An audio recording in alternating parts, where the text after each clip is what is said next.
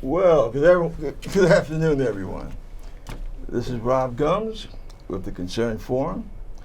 I hope that you folks are having a great Saturday. So far, mine has been fairly good, considering the circumstances. We have a very interesting guest today. She's been on the program before, and we're going to basically let her talk to us about some very subjects that are very close to her. As usual, I throw in my 2 cents in the beginning so that I don't interrupt my guest. I was trying to really come up with an idea last night about how I should say this without making it sound too depressing or too melodramatic. I guess the best way for me to put it is that if you've ever read the Old Testament, one of the things about the Old Testament was that the tribe of Israel, the people of Israel, would misbehave, and they felt that anytime anything went wrong, Yahweh was punishing them for some reason. Well, I'm not religious. Spiritual, yes, but not religious. But, in a way, I think that there might be something to that. Now, a lot of us, before this election that we just had in November, a lot of us had the idea that, oh, well, politics, don't have time for it, or that everything that happened politically was just some kind of Washington game that we as individuals would be better off doing without. And even as we got close to D-Day, you had people saying, well, there's really no difference. Hillary is just like Trump. And what we basically managed to do, and this is what's so sad and so crazy about the whole thing, is that we basically managed to depress ourselves to the point that 92 million eligible voters did not vote. As a consequence, we have Donald Trump. We have a man who is a liar, who is a bigot, and if not an active bigot, he turns a blind eye to his little squad of people who really are, for the most part, active bigots. People like Judge Sessions, who's now the Attorney General of the United States.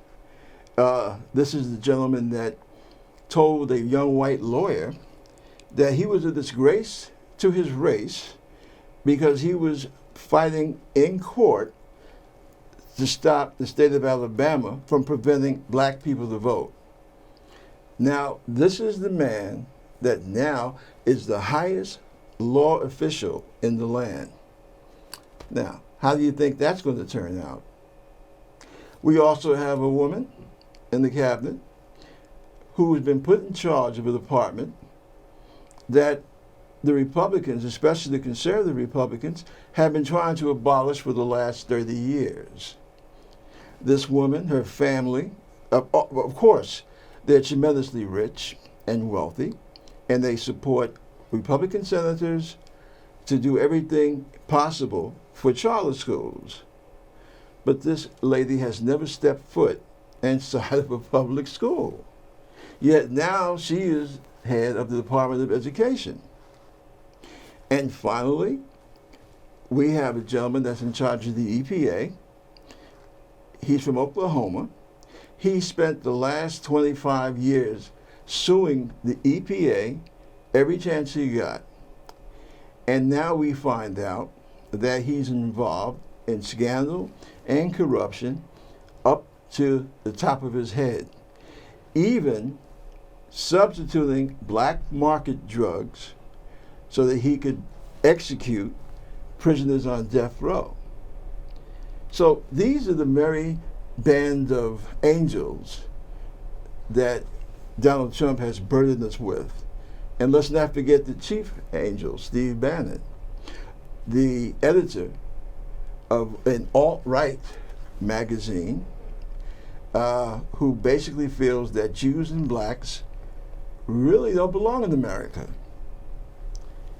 This is what happens when people don't take the time to pay a little attention to who rules them and what's happening in their own country. And don't think that it just stops here in the United States. It doesn't. Because as you have seen with the problems that we're having with Mexico, this is, oh my God, this is a calamity on a planetary scale.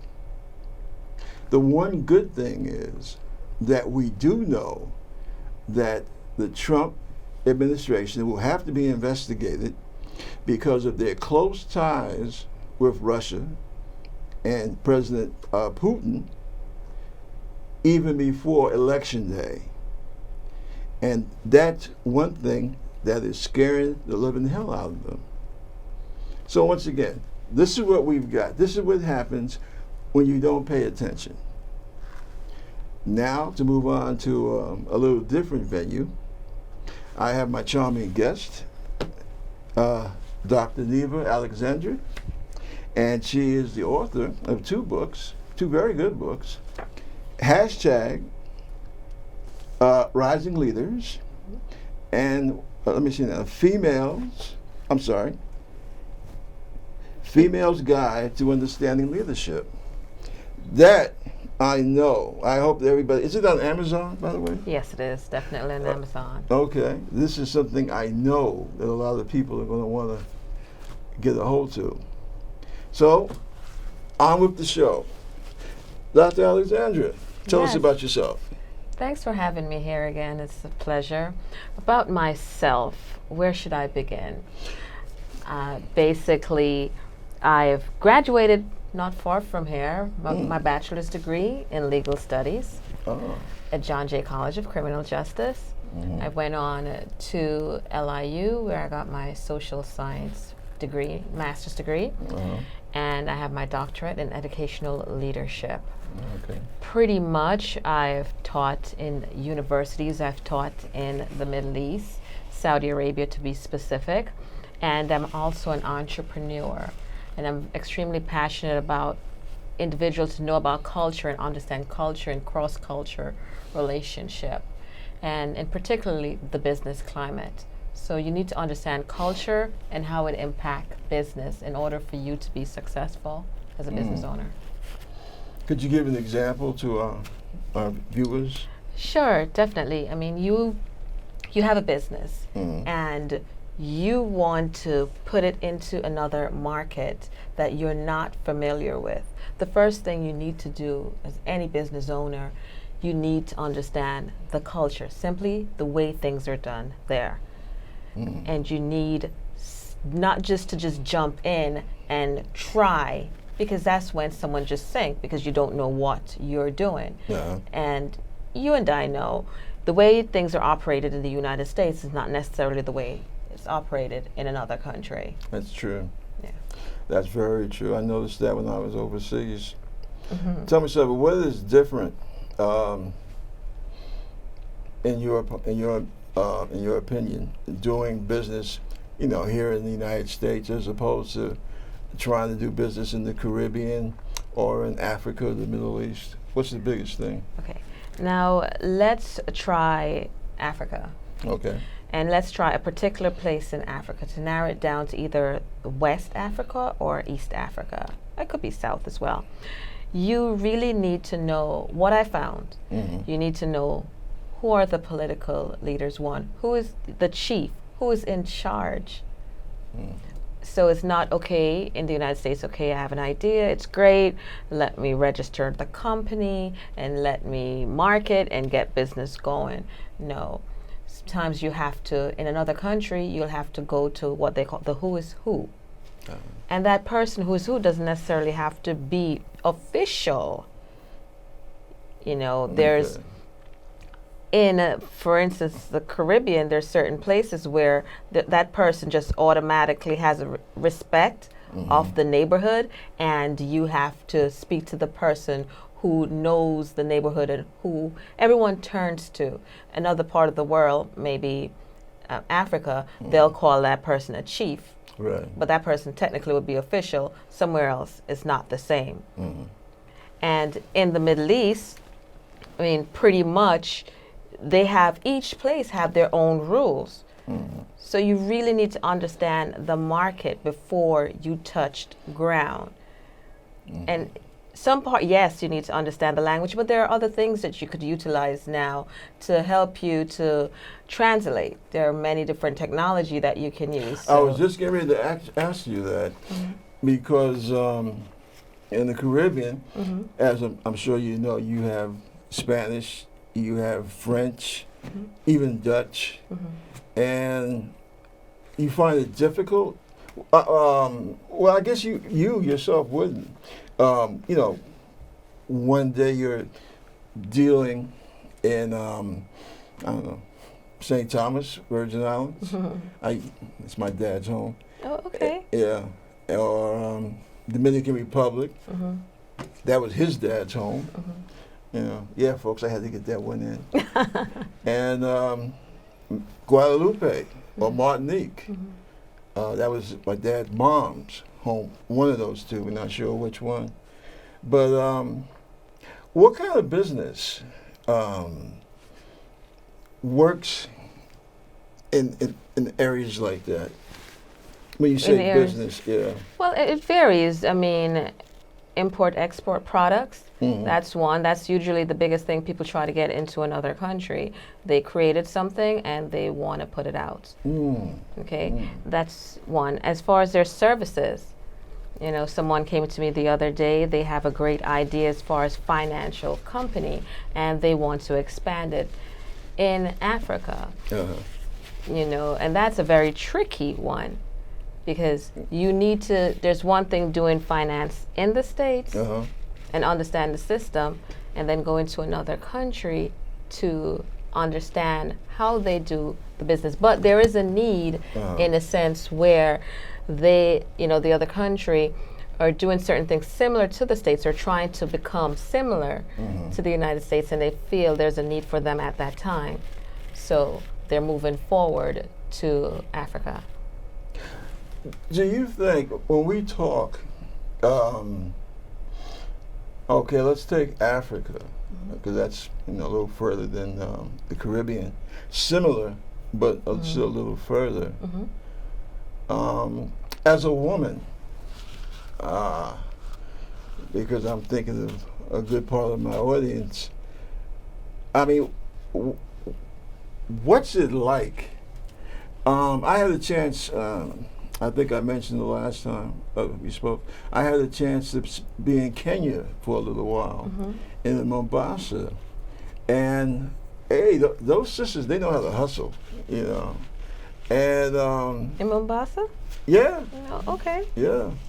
Oh, yeah.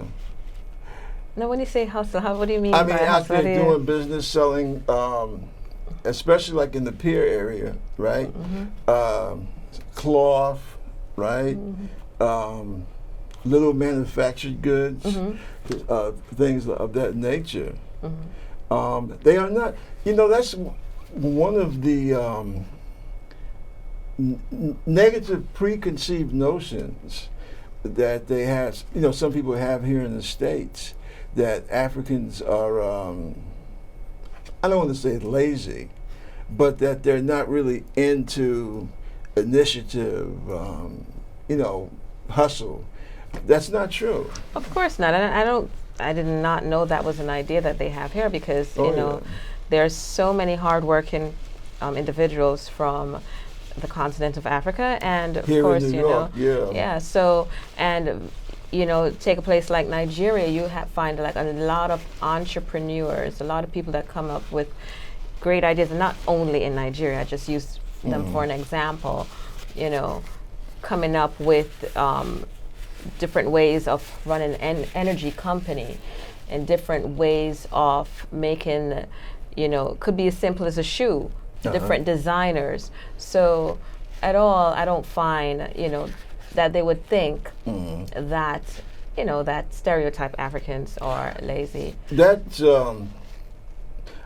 I found that to be the case, but you have to remember, I spent a lot of time down south, and at the time when I was in Virginia, and both living there and then stationed there, that was a People- very People thought like that. Oh yeah. Well, that's sad to say. Yeah. I mean, or I should say, sad that individuals will think like that. Yeah. Because if that's totally not the case, and this is where you need to travel and need to see how other people live and how they interact.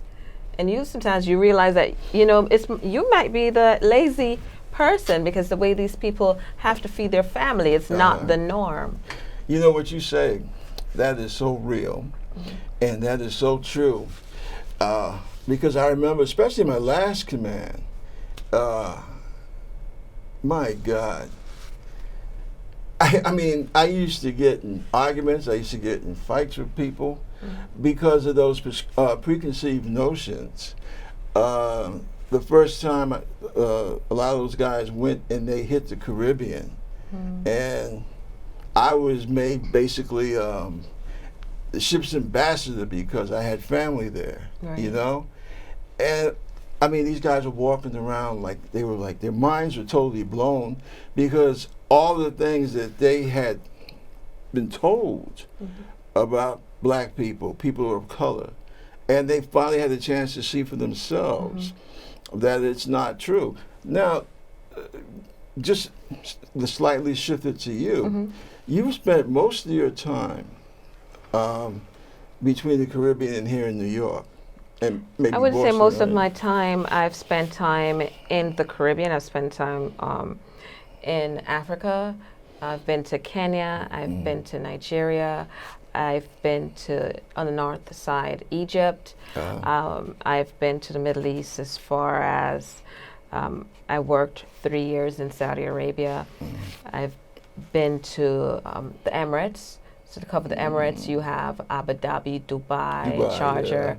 I've been to Kuwait, and I've been to Bahrain, which I mean, I love Bahrain. Bahrain was like the little island that's next to Saudi, but it's like a getaway and so refreshing to be there, And I've been, of course, to Europe, Greece, Italy. I have family in England. Right.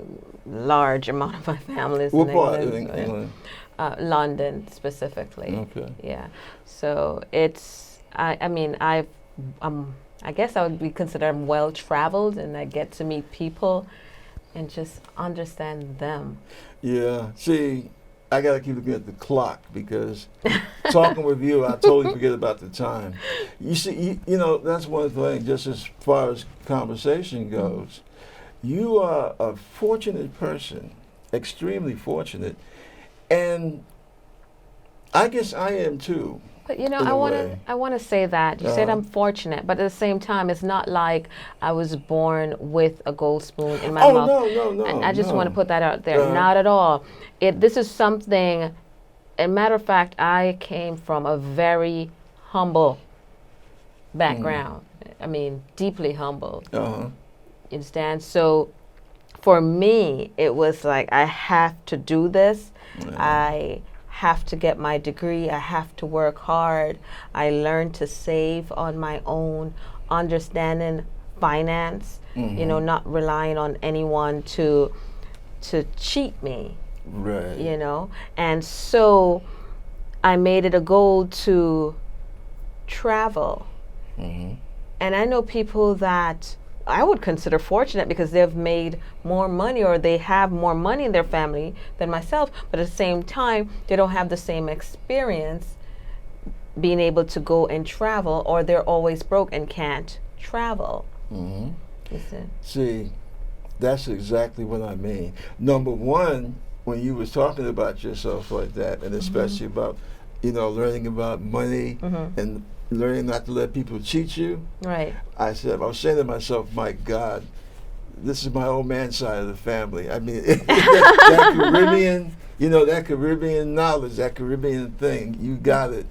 But you're fortunate in the sense that you've been traveled.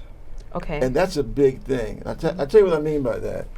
Now, I consider myself fortunate, even though it cost me some, but I consider myself fortunate having been in the military, having seen Europe, right? Having seen Africa, the motherland, having been to the Middle East, Right. having even been to the Arctic Circle, I've done that.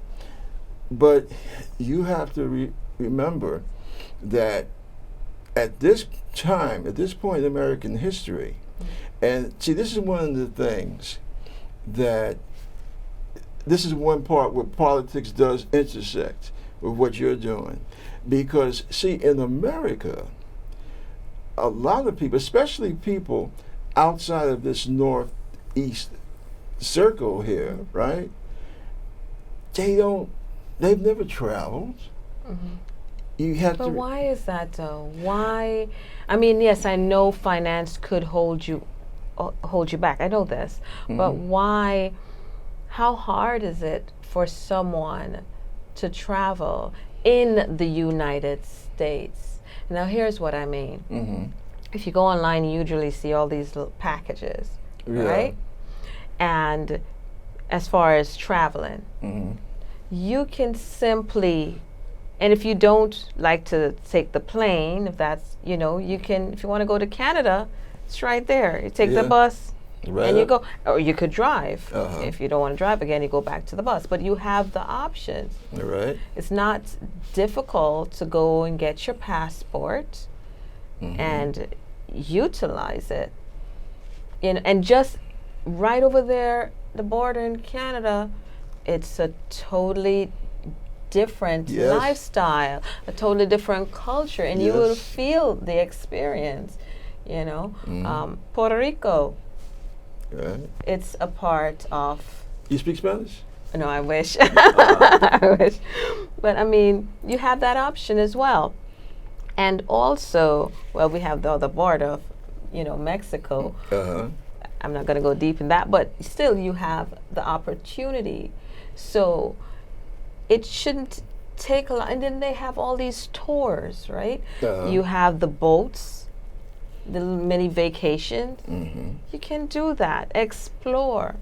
Now, yes, I know I'm big on exploring and going way out because for me, I tie it in with business. And whenever I travel, I try to tie it in with business because that's how I feed myself, basically. But it doesn't take a lot out of you to at least take advantage of what America offers. Because in some places, they can't travel. They don't have that freedom, That, I mean, you got my head twirling here, because what you say is so profound, and that is a big part of the problem in this country. If people, and like I said, this is where the political intersects with what you are all about, because see, if people would travel more, how should I say? Better traveled, okay? What happened this past November would not have happened. The attacks that we see. Oh yes, and I'll tell you, because what you have now, I guess you don't see it because I want to hear your point of view because I know individuals that are well traveled. And they, might not see the way we see things.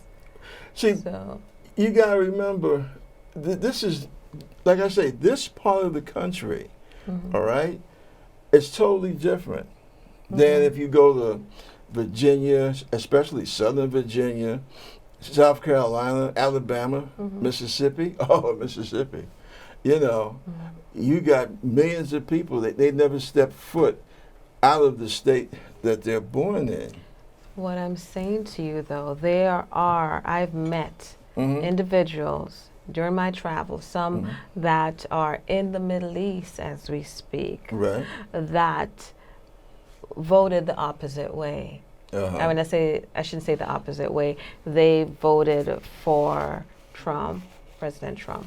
So to say it wouldn't have happened, we don't know, because these individuals, they're well traveled. Every second they go somewhere, but they did. So some of them, in that case, well, let me try and make a better case of myself. okay. A lot of people in this country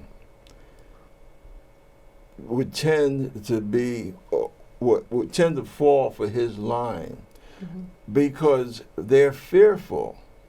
Okay? The folks that you meet over there in the Middle East, who are, who might be from here, those people are generally the exception to the rule. Okay? Some people went for Trump, not fully realizing what he was and what he was all about. And they're thinking about that, I don't know how many trillions of dollars that's being kept out of the country by corporations, because they don't want to bring it back into the United States, because they don't trust the politicians in terms of revamping the tax structure. So I think probably the folks that in your circles that did vote that way, I'm pretty sure they did it out of business reasons. Okay. And what business reasons would they? Like I said, the whole thing about the tax, a more, in their mind, a more favorable environment for business. Okay. Okay. But the people on the average that went for Trump, all right, those folks, they voted for him because he appealed to their fear. And what I'm saying is that, generally speaking, folks who are traveled, who have some understanding of other parts of the world, they're usually not fearful people, see. And right now you have a thing in America, for example, like he's trying to keep Muslims, not just the 7 countries. But he's in the process of make an amendment to his document. You So can't, maybe- don't fall for that. I'm not. I'm just saying. Yeah, right that's now, what he said, yeah. So initially it was the Muslim ban, and now he's making adjustment to the document to resubmit it. So at this time, we still have to, Well, see, the problem with Brother Trump, I feel funny saying that, but the problem with him is that, he has his pal, what's his name, Bannon, who was the editor for Breitbart magazine. Breitbart magazine, if you're not familiar with it, is a magazine that is generally against Black Americans. It's against Jewish people. No matter from whatever part of the world they're from, they're against Jews. Okay, they're against feminism, against women's rights, equal pay. That's Breitbart, and it's part of the alt-right. It's part of this white nationalist movement that is really trying to embed itself in the American government. That's one of the reasons why, I'm sure you heard about this. The day after he was inaugurated, over 1 million women were in D.C. marching. Well, that's why. Because of the fact that Trump surrounds himself. Well, it was one of the reasons, but they march for other reasons. They march for, that is true. But that's probably one of the main reasons, because, like his vice president, for example, he's the former governor of Indiana. And all he has done, he's done everything possible to restrain women in control of their bodies. Okay? So their whole thing has been based on fear. Oh, the Muslims are going to get us, they're going to take over the country, and they're going to bring in Sharia law. So, okay? If you went to a community like, say, out in Iowa, all right, conservative part of Iowa, folks who do a lot of traveling, they would be suspect, So what can we do as a people to let those that have the fear hanging over their head to realize that they shouldn't be fearful? You know, that's something, and I just thought about this. That's something, and I'm not trying to put you on the spot, but that's something a lady like yourself would be good at.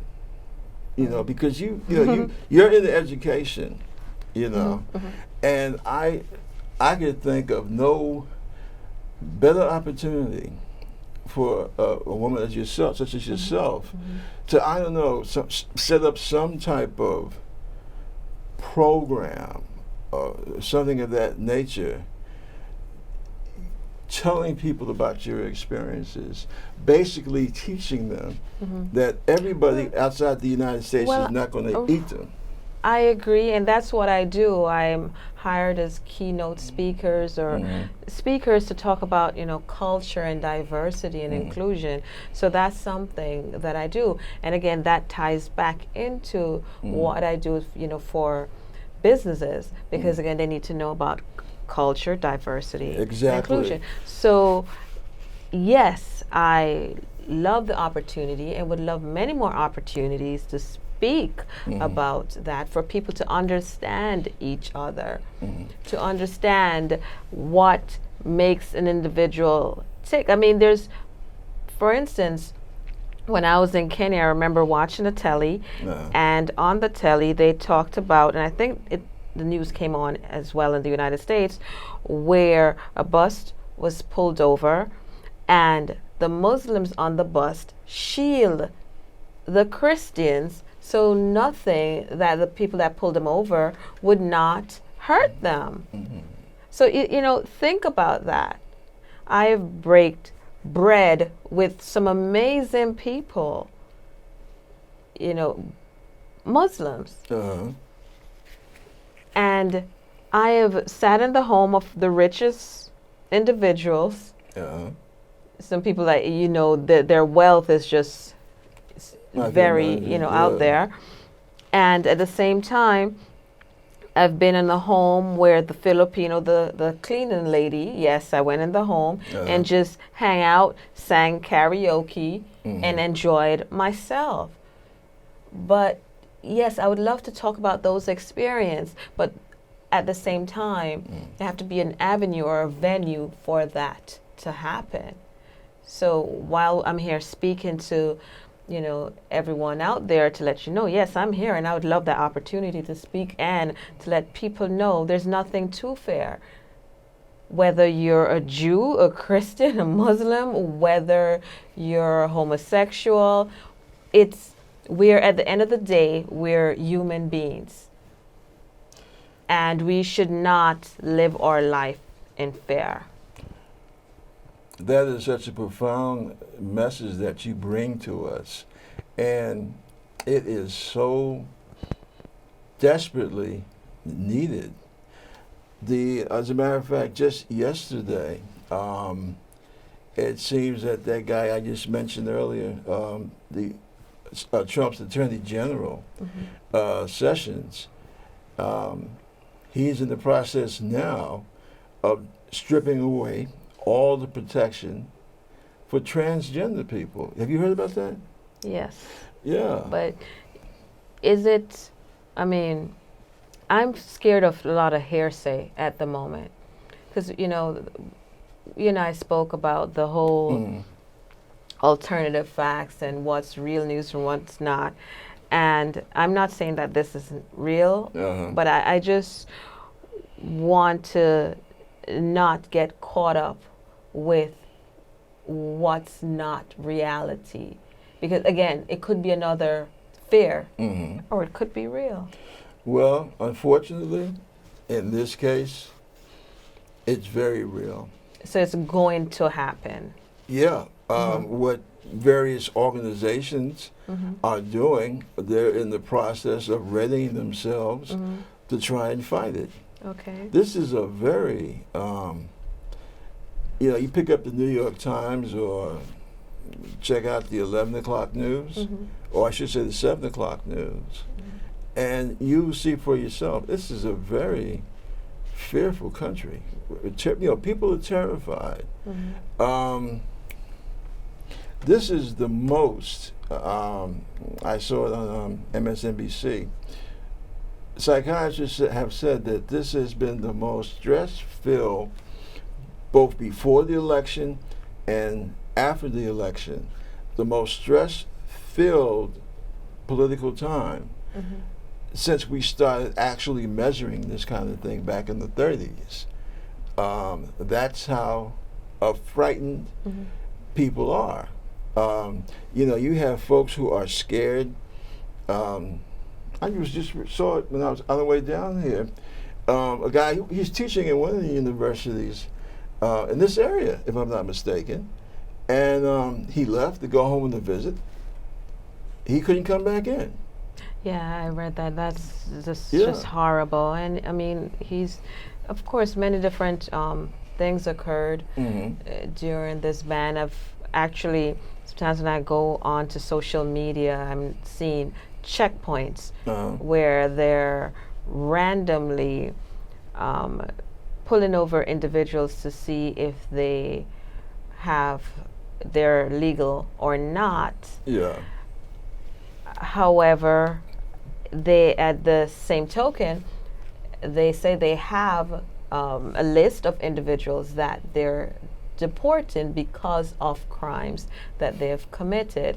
So, but I do know the checkpoints are real. But this is not the first time that they've had checkpoints, and I'm not talking about as far as the current leader. It's been done under other leadership as well. Well, see, what's changed is that, like, for example, talking about Obama, what has changed is that, for the most part, talking about Latinos, he basically pushed out people who were involved in some type of crime. Okay, when you had cases where it was just a case of a family where maybe the mom had came up, or she had brought her kids with her, and the kids grew up here and everything. And they would basically take a blind eye to that. Okay. With Trump, it's totally different. And see, this is what I'm curious about. And again, this is where the political intersects with what you're about. What does America do? Where we have a situation, where we now have a situation where we are being led by people who are basically appropriating to a minority of white Americans who are scared of anybody that's different. What is that going to do for us economically? What is that going to do for us academically? Well, as far as economical, I believe that you should always look at opportunities. In a sense, yes, we can go out there and educate ourselves and get more knowledgeable, but at the same time, look at opportunities. This is happening now. There is an opportunity for me. For you, I believe you want to get the word out and you have a message. Okay? For me, I'm looking at, all right, will individuals who are in the United States look at opportunities outside of America? Will they want to set up business or businesses outside of America to expand? Because at the moment, it might be stagnant for individuals who are overseas to come in and do business here. So looking at the other way. And America has a lot of entrepreneurs, people coming up with great ideas, businessmen and women, and they want their stuff out there. So for me, I look at the opportunity and not try to depress myself into what's happening, but at the same time using my voice as a platform to get out there and let people understand each other. around the world, and not just understand individuals in the United States, but around the world and how they operate. Yeah, I think you have the most correct attitude that I've heard so far. I wish they had more of that attitude. I'm serious. I wish they had more of that attitude in Washington. It's always looking at things positively. You're not just going to look at, oh, this is going to break me, it's going to tear me down. You know, get up and say, all right, you know, we got to move on. Yes, be smart how we're moving on, but look at opportunities that lie ahead, because if you don't, you will end up in a barrel or being left back. You know, for instance, I met up with a friend the other day, and during the time when the housing market went down, everyone, you know, losing their homes and stuff, he spent time as an attorney assisting individuals with loan modification. Out of something bad, he made it good. You know, so I believe we need to do that. It's not going to be perfect, of course not. But we need to make it positive. And not, for me, I don't want to be depressed. Depressed don't work for me. I need to be happy. Right. I need things to be going. And having a depressed attitude is not healthy at all. I got you. Tell me, do me a favor. This is in response to one of my viewers. Okay. Yeah, he wants you to talk about your Saudi Arabian experience. In other words, what was it like teaching in Saudi, being in Dubai, also as a black woman teaching leadership? You know, how did that happen, and what was it like? And so, you know, how was the food too? The food was good. Yeah. Food was good because, all right, let's back up for a second. Now, can I say I don't remember even applying for the job? Okay. I recall one day, it was December 26, 2009. Oh. And I am in the mall shopping, and I got a call, and I picked my phone up and I answered. It was a 718 area code, so it could be Brooklyn, Bronx, wherever. And they asked for me, and I said, I thought it was a joke, and I said, who is this? And they mentioned the name from Saudi Arabia. I looked at my phone, and I said, she's not available. Okay. You know, may I take a message? And I'm waited for my, you know, I think it's one of my friends trying to play a prank on me. I waited for them to call back. Well, I got a call. That was a Saturday. Right. Tuesday, I got back a call. And I was like, oh, wait, this is real. This is not a joke. And I started the process. I said, you know, if it's for me, it will happen. And I just went through the interviews in the process. They flew me into London for a face-to-face. I saw it as a vacation. Saw my family. Yeah. It's great. Yeah. And again, started 2009, went there February 2010. It's to London, England, London. And then I went to the Middle East April 2010. Now, I did not know what to expect, but what I did my research before I got there. I watched all the YouTube videos I possibly can, how are expats treated there, how they live, what should I expect as a woman, what I shouldn't do, you know, just trying to obey and understand the law. When I got there, I met, actually, they forgot to pick me up at the airport. I got in at 3 a.m. in the morning. Oh, wow. So that was something else. But I also noticed whenever that I mentioned that I'm from the States, the attitude was different. It was more welcoming. And I appreciate, but at the same time, someone else from another culture, did not feel the same or did not get the same reception. So they treated Westerners with a little bit more respect, especially when you have the credentials. If not, you may not get the same level of respect. Right. And I was welcome into many different homes.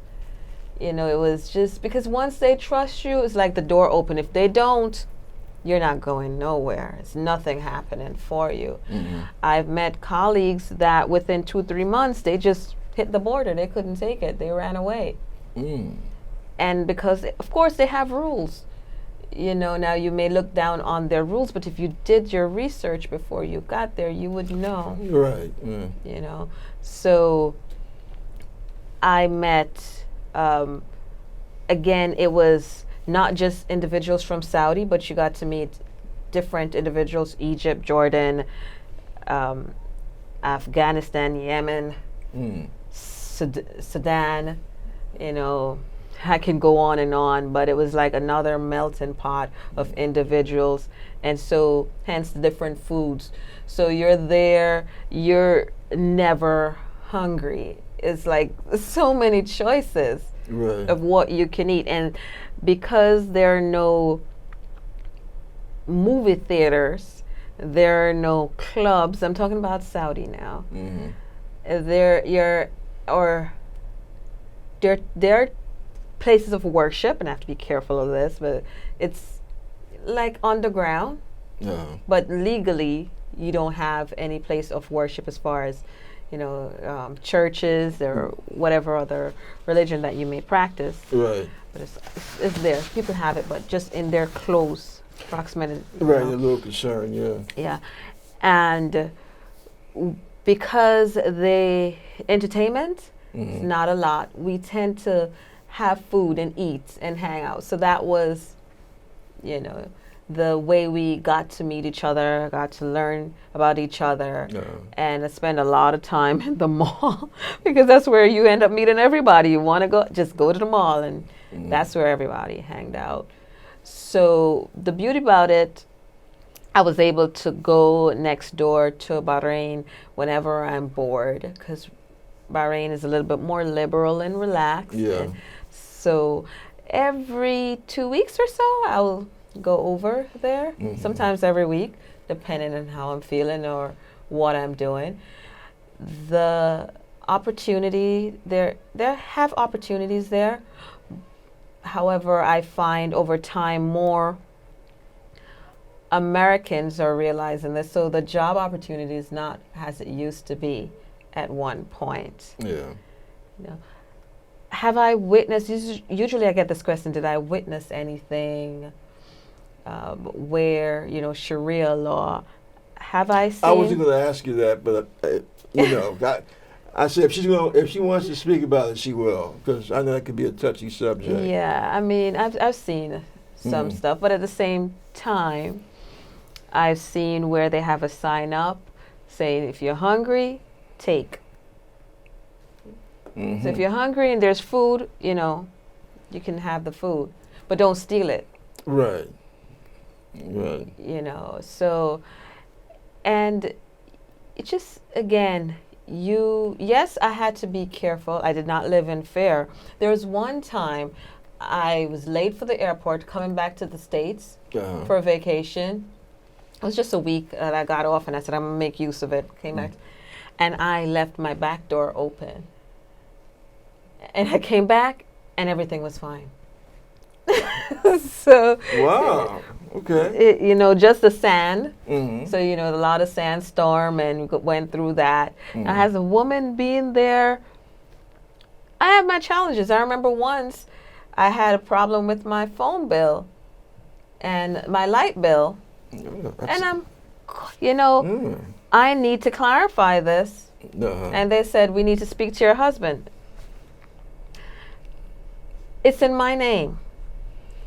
Ma'am, we will not speak to you. We need to speak to your husband. So I called my co-worker to pretend to be my husband to call in to get information on my bill.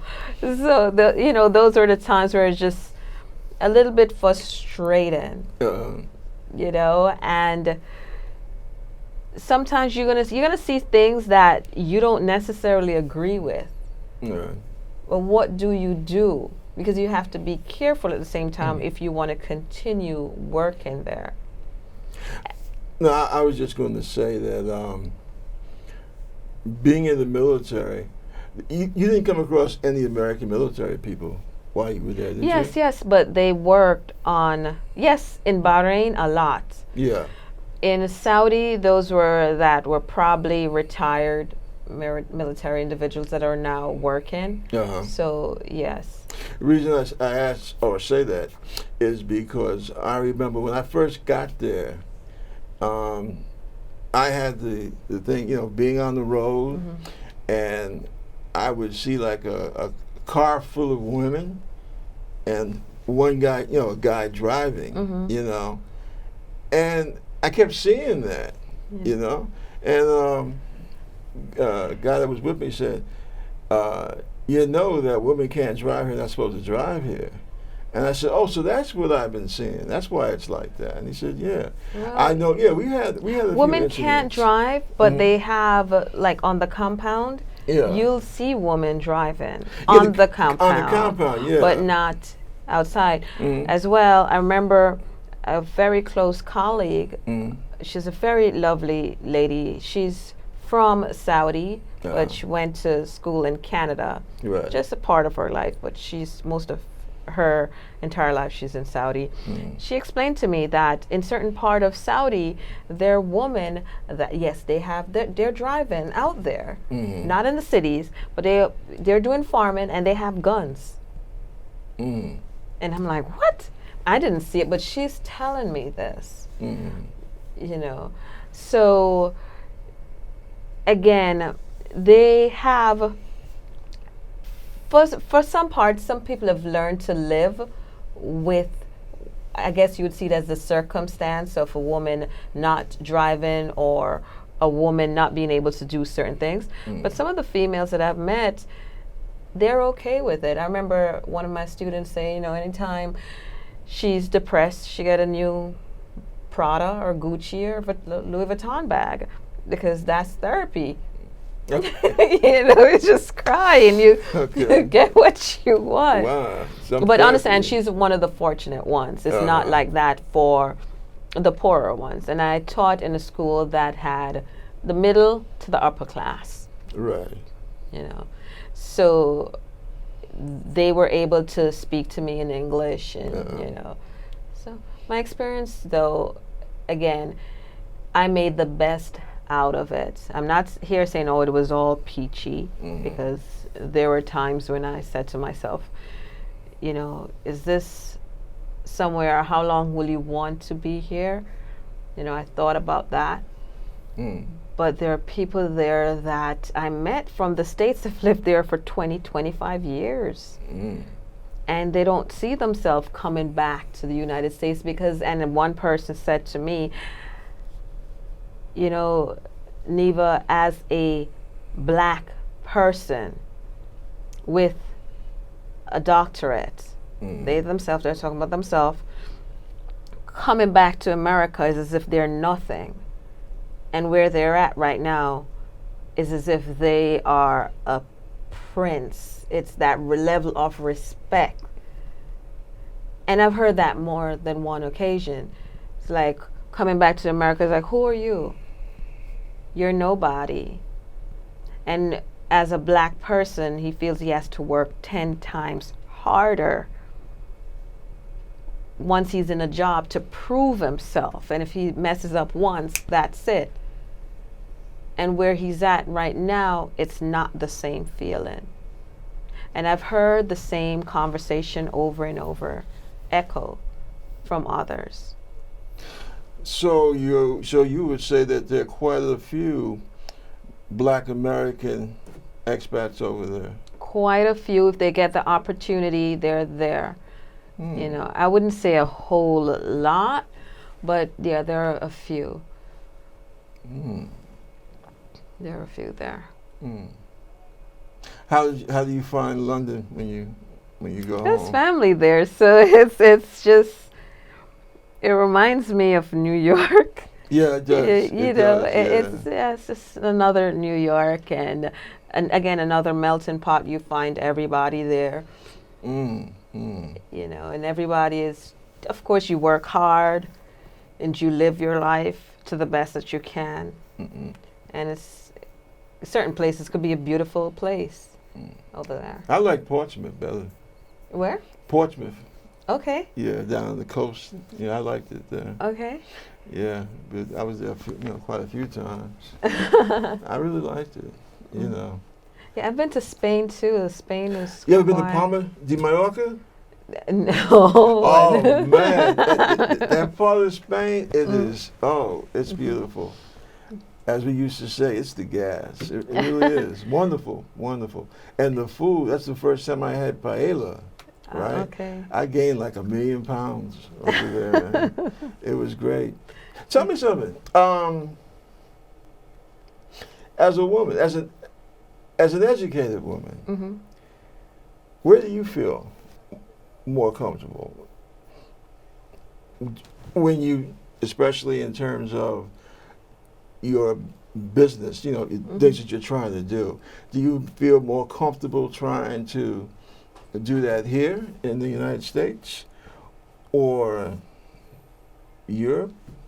Or Well, it Middle depends on East? which portion of the business that you're looking at. If you're, you know, for me to do training and, you know, training and development, I would prefer to go there and do that.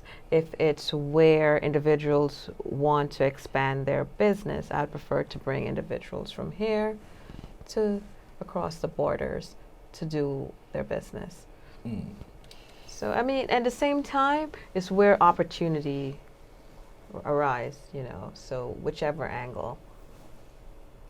But beyond that, you know, I'm an author and a speaker, business, and I'm an entrepreneur all around. And by the way, I just want to mention, you know, the International Women's Day Conference that I'm having.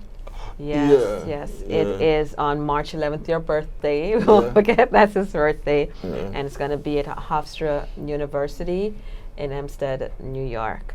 And you can reach me at admin@nevealliance.com. Our website is nevealliance, nevalliance.com.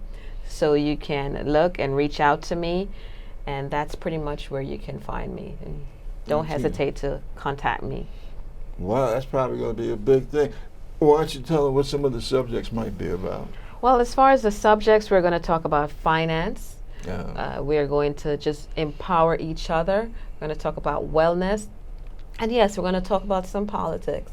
You know, so we have various speakers that are coming in, and it's going to be one day full of energy in life. Wow. I know that conference is going to be something else. Well, oh my goodness.